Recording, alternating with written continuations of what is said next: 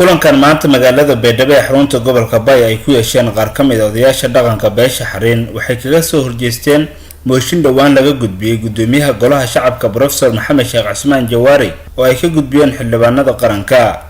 maalmihii la soo dhaafay siyaasadda Soomaaliya ayaa cakirneyd waxaana jiray khilaaf u dhaxeeyay xukuumadda iyo golaha sharci dejinta. odayaasha dhaqanka waxay ku baaqeen in gudoomiyaha golaha shacabka ee Jamhuuriyadda Soomaaliya Professor Maxamed Sheekh Cismaan Jawaari uu yahay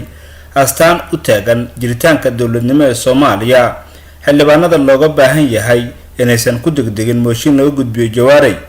odayaasha beesha Xariin maanta shirka jaraa'id qabtay waxay si gaar ah ugu baaqeen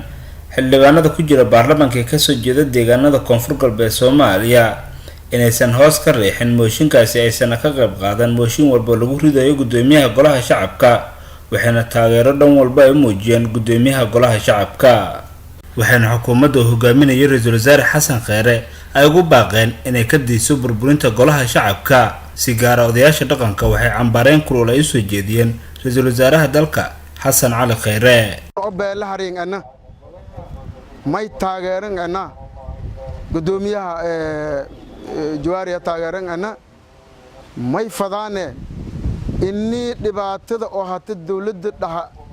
Ra'iisul Wasaaraha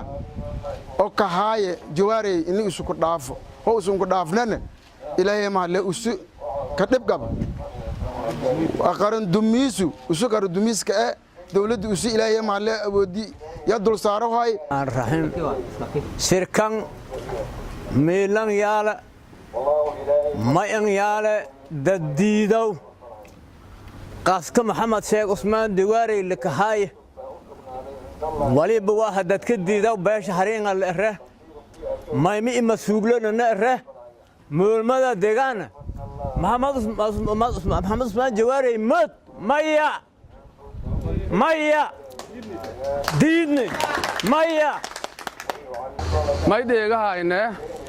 beelahoon waraasilan la deegahayte baqmutun deegahayte dadna nidaam diid ah in maana dawladda ka beeri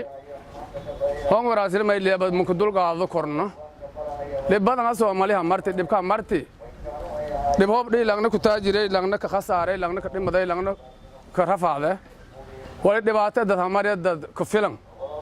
Maxamed Cismaan Jawaari lanka ka mucaaradaw amba walkal hang meleegaw beelaha Xariin may aragahayte ba arday lan qaran dumis ee nabadiid ah